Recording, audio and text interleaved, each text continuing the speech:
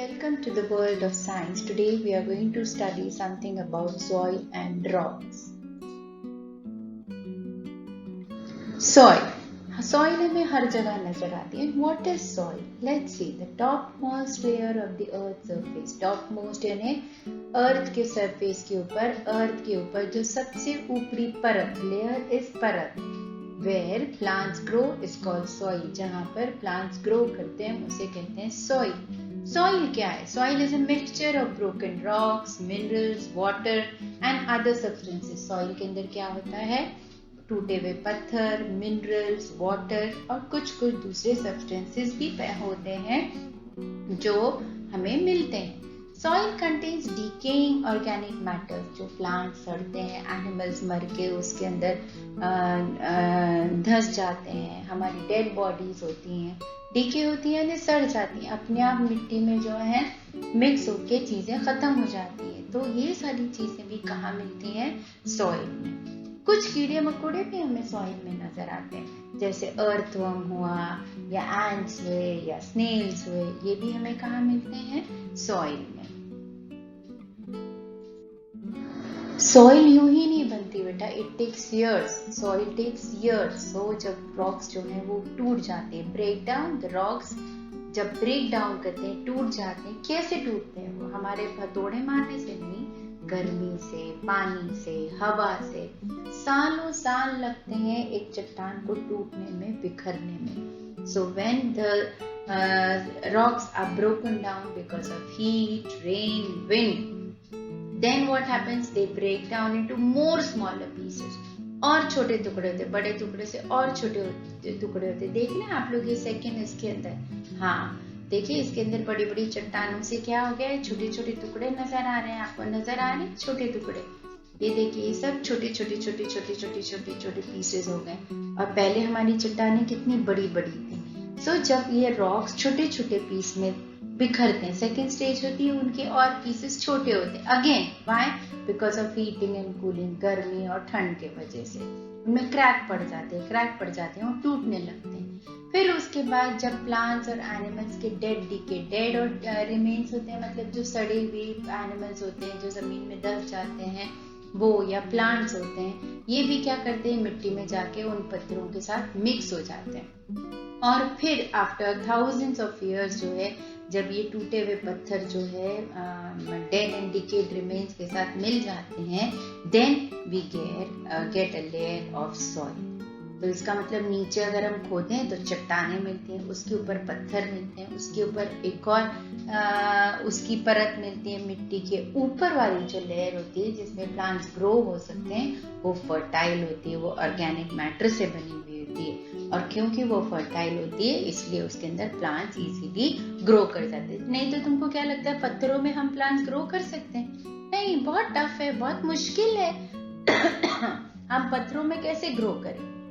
Composition of soil. Composition मतलब soil किन किन चीजों से बनती है. सबसे पहले नीचे हमने जैसे ही देखा था कि पत्थरे चट्टाने जो हैं वो पत्थर को तोड़ती हैं, फिर उनके पीसेस बनते हैं. इसलिए इसका मतलब है कि नीचे क्या होगा? बड़े पत्थर होते हैं, उसके ऊपर उससे छोटे पत्थर होते हैं, और जब वो छोटे पत्थर और टूट जाते हैं और बिखर जाते हैं तो वो बनाते हैं sand.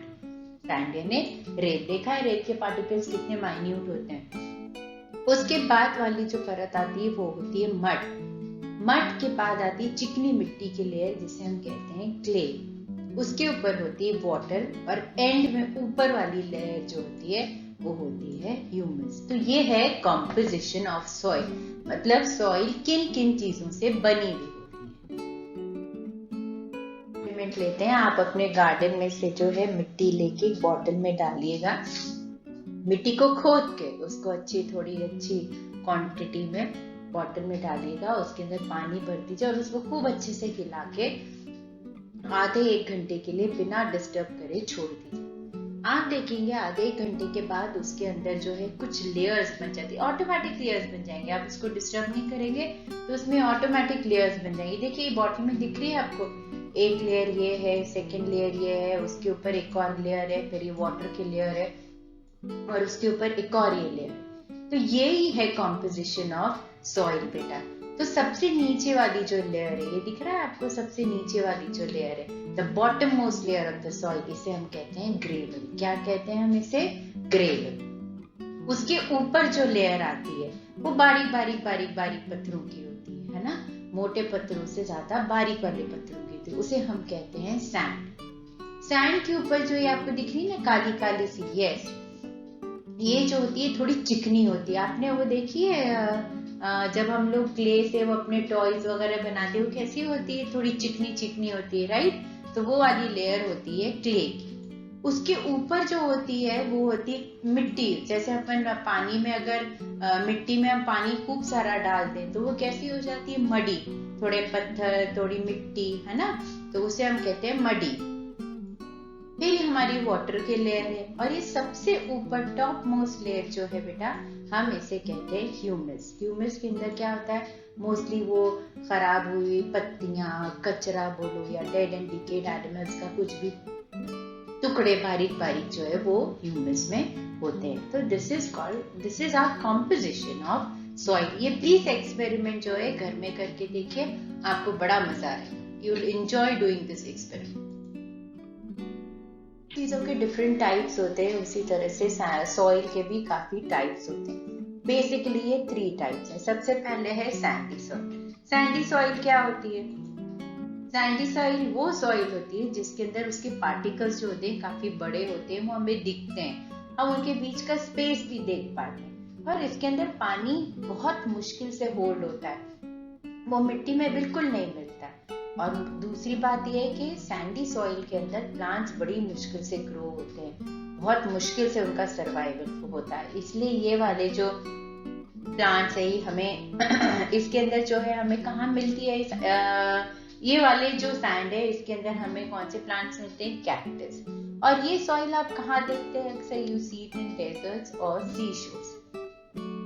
Coming to the next soil, that is the clay soil. Okay, clay soil. Clay soil क्या होती है? ये वो सॉइल होती है जो थोड़े बहुत इसके पार्टिकल्स जो है ना आपस में काफी टाइटली पैक्ड होते हैं, एक दूसरे को अच्छे से होल्ड करते हैं। इसके अंदर हवा का जो स्पेस होती है वो बिल्कुल नहीं होती है। और ये जो सॉइल होती है बड़ी चिकनी, स्टिकी होती है, चिकनी चिकनी होती है। और जब लेकिन जब ये सूख जाती है ये बहुत स्मूथ होती है, बिल्कुल मतलब ऐसा लगता है सॉफ्ट है बिल्कुल। ये सॉइल जो होती है ये बहुत अच्छी होती है क्योंकि अपने अंदर पानी को होल्ड करके रखती है। लास्ट वाली जो टाइप हम देख रहे हैं वो लूमी सॉइल है। ये फार्मिंग के लिए बहुत यूजफुल होती है क्योंकि इसके अंदर हर तरह का मटेरियल मिक्स्ड होता है, थोड़ा सा क्ले होता है, थोड़ा सा सैंडी होता है, थोड़ी सी सिल्ट होती है, ह्यूमस भी होती है। और ह्यूमस है तो खाद है, खाद है तो प्लांट्स के लिए it will be very fertile, it is healthy for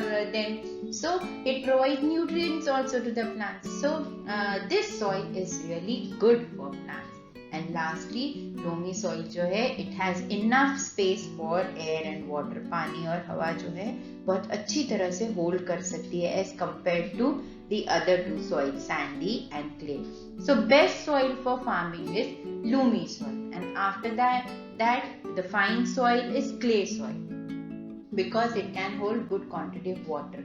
But when you come to sandy soil, no, it does not hold water. So it is really difficult to grow plants in sandy soil.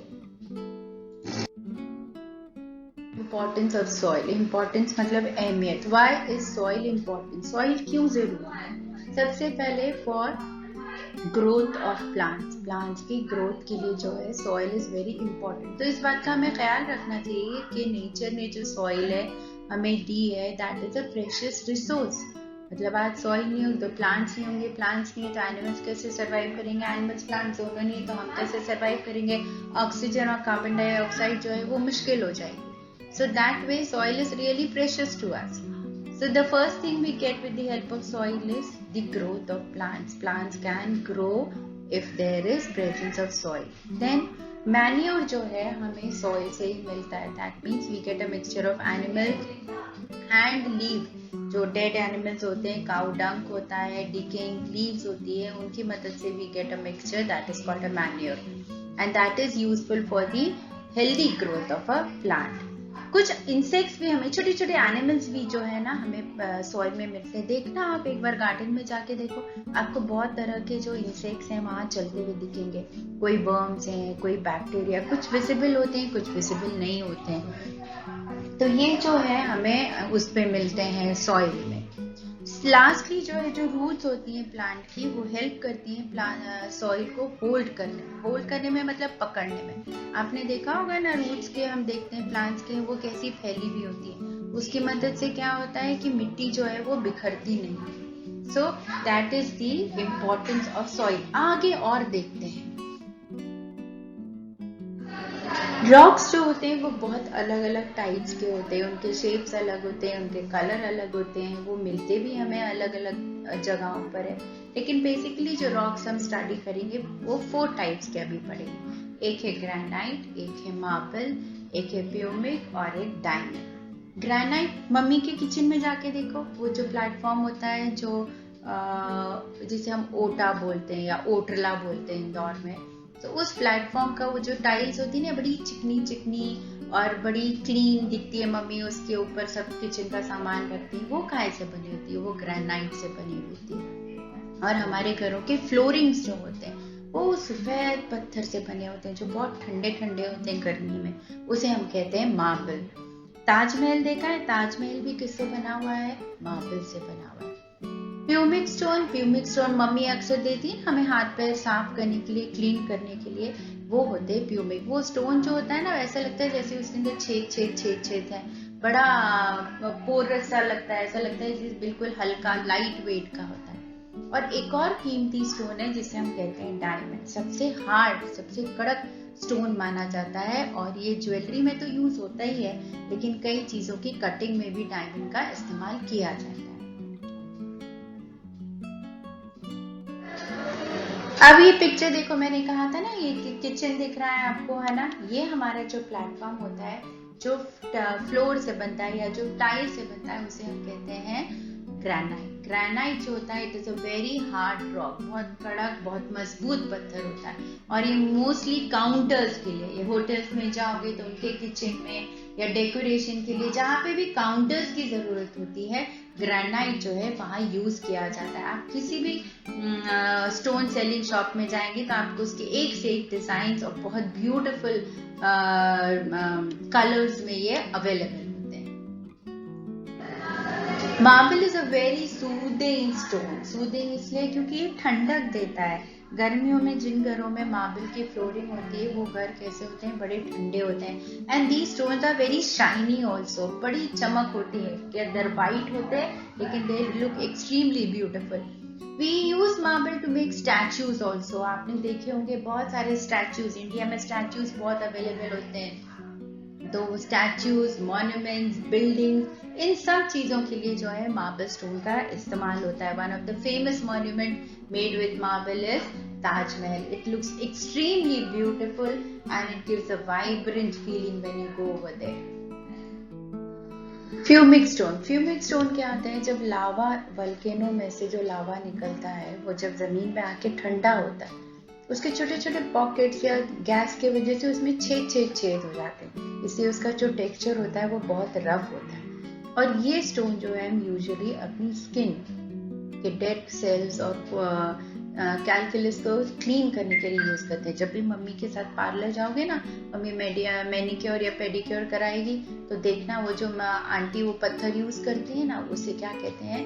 Pumice stone. इससे हमारी जितनी भी dead skin है वो निकल जाती है। आप घर पे भी नहाते हो तो you can use it in your bath. आप नहाते वक्त उसे यूज करिए, देखिए आपकी स्किन कितनी बढ़िया हो जाएगी। Diamond is considered as the hardest rock. Diamond को एक हार्डेस्ट रॉक कहते हैं, और इसकी मोस्टली किस लिए यूज होता है? कटिंग, ड्रिलिंग और दूसरी चीजों के पॉलिशिंग के लिए।